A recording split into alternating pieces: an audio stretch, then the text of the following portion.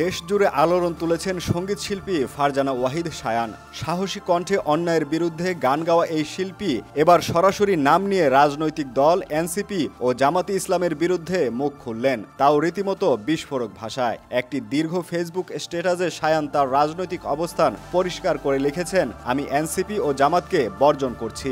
শুধু নিজে বর্জন করব না, দেশের মানুষকেও আহ্বান করব এই দলগুলো থেকে দূরে থাকুন। তার এই ঘোষণায় রীতিমতো তোলপাড় শুরু হয়েছে সামাজিক মাধ্যমে। শায়ান বলেন, আলবদর, রাজাকার, ৭১-এর খুনি জামাতকে যারা বুকের কাছে ধরে রাখে তারা কোনোদিন দেশপ্রেমিক হতে পারে না। আমি ৭১-এর পরে জন্মালেও জানি জামাত কি চায়। তিনি প্রশ্ন তুলেন, জামাতকে সঙ্গে নিয়ে কিভাবে আপনি মানুষের কাছে ভোট চান? যুদ্ধ অপরাধীদের বেকসুর খালাস উদযাপন করে আপনি কি বার্তা দিতে চান? প্রথম দিকে এনসিপির দিকে আশাবাদী ছিলেন বলেও জানান শায়ান, কিন্তু সাম্প্রতিক কিছু ঘটনা, বিশেষ করে ৭১-এর যুদ্ধ অপরাধী আজহারের মুক্তির ঘটনায় এনসিপির একাংশের নীরবতা তাকে হতবাক করেছে। যারা একসময় দেশের জন্য বুক চিতিয়ে দাঁড়িয়েছিল তারাই এখন চুপ হয়ে আছে।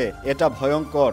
আর কেউ কেউ প্রকাশ্যে সমর্থনও করছে, যা আরো লজ্জার। শায়ান বলেন, আমি আজ যাকে সমর্থন করছি কাল তাকেই বর্জন করব যদি দেখি সে অন্যায়ের পক্ষে। এটা দুর্বলতা না, এটা বিবেক। রাজনৈতিক বিশ্বাস মানেই দলভক্তি না, মানুষের পক্ষে দাঁড়ানো। তিনি স্মরণ করেন গত বছরের জুলাইয়ে ছাত্র জনতার আন্দোলন, যেখানে নিজেও অংশ নিয়েছিলেন। সেই সময় নাদিরা, নাহিদদের সাহসিকতাকে সম্মান জানিয়ে শায়ান জানান, আমি আজও সেদিনের সমর্থনের জন্য গর্বিত, কিন্তু আজকে তাদের অবস্থান দেখে আমি মর্মাহত। তিনি পরিষ্কার জানিয়ে দিয়েছেন, তার রাজনৈতিক বিশ্বাস কখনোই দল নির্ভর নয়, তার নির্ভর সত্য ও মানুষের পক্ষে দাঁড়ানোর উপর। জাতীয় নির্বাচনের প্রাক্কালে তার এই বক্তব্য রাজনৈতিক অঙ্গনে আলোড়ন তুলেছে। বিশ্লেষকরা বলছেন, শায়ানের মতো প্রভাবশালী সাংস্কৃতিক ব্যক্তিত্বের অবস্থান ভোটের ময়দানে বড় প্রভাব ফেলতে পারে।